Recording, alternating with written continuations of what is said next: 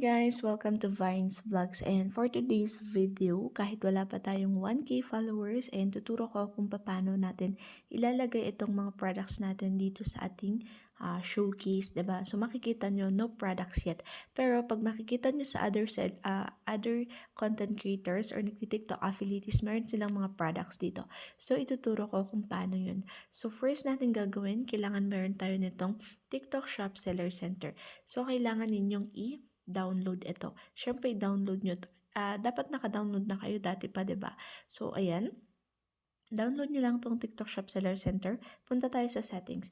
Click settings and then mapupunta tayo dito sa link TikTok accounts. Ayan, andito siya, yung TikTok accounts.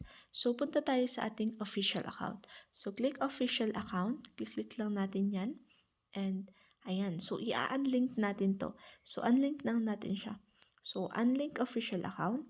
So, you can only after it's been linked. Ayan. So, hindi ko pa pala siya pwedeng i-link, no? Kasi kakagawa ko ng account na to. So, tomorrow pa pala ko siya pwedeng i-unlink. So, i-unlink nyo lang siya. After nyo i-unlink, ay next na gagawin ninyo, punta kayo dito sa marketing accounts. Click nyo lang yung marketing accounts. Tapos, ayan, up to 4 available accounts lang pwede nyo i-link. So, lalagay nyo lang dito yung enter TikTok username. So, punta tayo sa ating TikTok account mismo and kukunin natin itong username natin. Ayan, ito. Username copied. Tapos, ilalagay lang natin siya dito sa ating TikTok account. Ayan. Tapos, i-click mo lang yung send invitation. So, sa akin, hindi ko pa siya isa-send invitation kasi nga, ayun, hindi ko pa siya na-unlink sa official account ko. So, okay lang i-unlink natin sa official account and dito tayo sa marketing account. Okay? So, send invitation.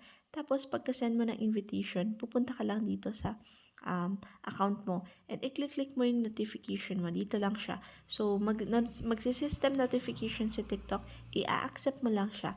After mong ma-accept, i-refresh mo lang yung account mo, makikita mo na yung mga products mo dito. Makikita mo na siya dito. Okay? So, gawan ko na lang siya ulit ng other reviews, other tutorials sa next, no? Ayun, so ganun lang naman kung paano maglagay or maglagay ng ating mga products dito sa showcase natin. Okay? Ayan.